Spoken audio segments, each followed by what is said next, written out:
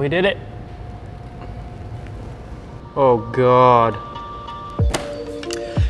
Well, everyone's talking about the RTV issue with the 22 GR86 and BRZ. I've gotten tons of requests for me to do a video highlighting my thoughts and the process of dropping the oil pan. But before we get into all that, let's talk about what the heck RTV is and what it actually does. When we say RTV, we're talking about RTV silicone, which stands for room temperature vulcanizing silicone, which essentially means it cures at room temperature. Now, there are a ton of different uses for this, but obviously we're mainly concerned with its use as an engine gasket. Subaru uses RTV to seal lots of things like case halves, oil pumps, timing covers, and oil pans. You might wonder why they're using this instead of a traditional one-piece gasket. Well, there's a couple different benefits. Probably mainly because it's cheaper for them, faster and easier to apply. It's super resistant to vibrations, fluids, heat cycles, and it can seal leak paths that traditional gaskets can't.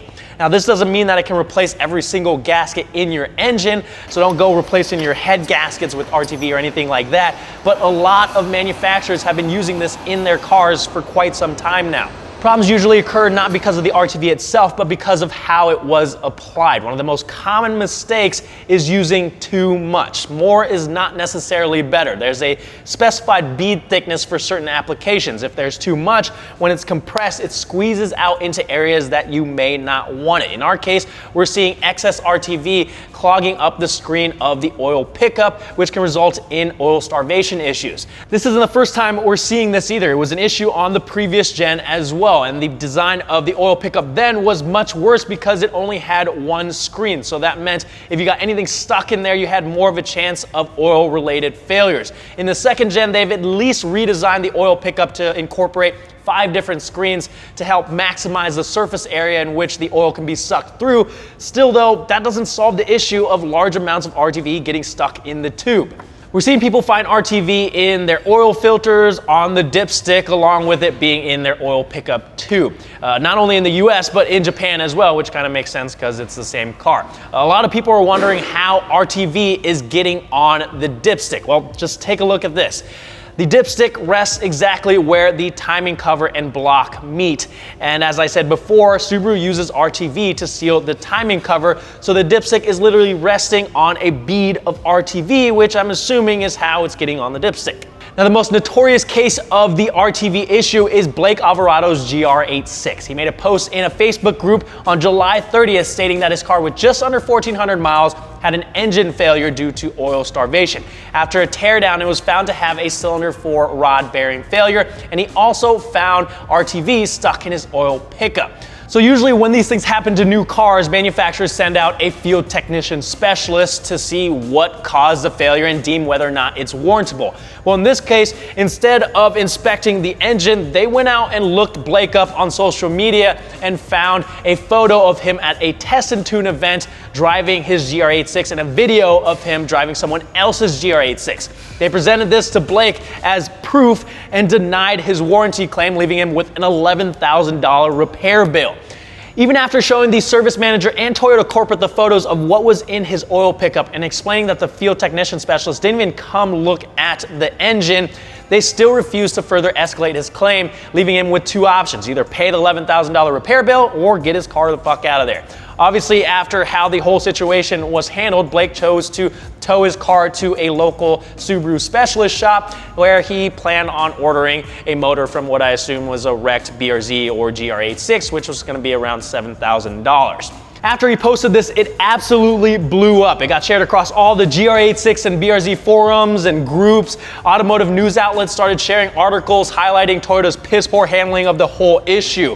Meanwhile, Subaru's probably sitting back, twiddling their thumbs while Toyota's taking all the flack. It got shared on The Drive, Road and Track, Jalopnik, and they even shed some light on the fact that this was not an isolated occurrence. More and more people were finding RTV in their oil pickups. And the thing that irks me the most is that they denied his warranty claim because of a photo of him doing some performance driving. Toyota literally advertises this car to us by showing us photos and videos of them doing the exact same thing. Hell, they even offer you a complimentary 1-year NASA membership and a track day if you buy the car new. So a few days go by and Blake posts an update on August 4th. Toyota has decided to honor the warranty claim on my engine. That's definitely a win for the GR86 community, but why did it have to come to the media having a field day with this? Why didn't the field technician specialist just come take a look at the engine? The whole fiasco caused potential owners to rethink their options and current owners to lose their trust in Toyota. They did reply to Jalopnik stating that participating in NASA HPD or similar NASA instructional events provided complimentary to GR owners would not void the warranty. Does that include other HPD events that aren't provided by them? It sure doesn't sound like it, but I don't know. Since then, there's been plenty of photos and videos showing more and more people finding RTV in their pickups. Various Engineering found some in their car, OTL down the street found some in both their GR86s. So what can you do to help resolve this issue or figure out if it's an issue for you at all? Well, unfortunately, there's not an easy way to see if there's RTV stuck in your pickup. In a perfect world, you'd be able to stick an inspection camera through the oil drain hole and into the tube to see, but the way it's designed, there's not enough room underneath that tube to get a camera in there. So what you end up having to do if you want to check is drop the oil pan. Owners across the country have been taking their car to dealerships to ask them to do this, and I've seen prices ranging from $300 to $800, or sometimes they'll do it for free if they find RTV in there.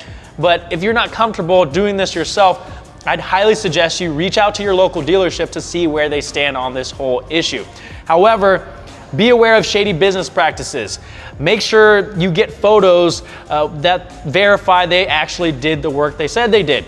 There was an instance where someone took their car into a dealership to have this done, and the dealer sent them a photo of a clean pickup, but it turns out that photo was the same photo from a car in Japan, so they probably didn't even do the work that they said they did.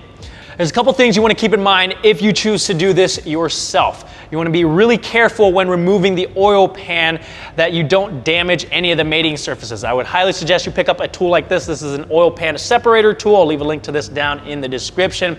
And when you're done, make sure there's no oil residue or old gasket material left before you apply the new RTV and reinstall the oil pan. I think Subaru uses 3-bond 1217G, but there's plenty of other high quality RTVs out there if you can't find that. I'm gonna be using the Right Stuff by Permatex. Now, the process itself is pretty simple. You need to uninstall the header, and that gives you access to drop the oil pan. Now, just because you drop the oil pan and don't find any RTV or you clean it out doesn't mean it can't accumulate after you put everything back together. There's a lot of RTV in other places in the engine and not just the oil pan. Theoretically, the only way to be 100% sure would be to tear down the engine and redo all the RTV to the specified bead size.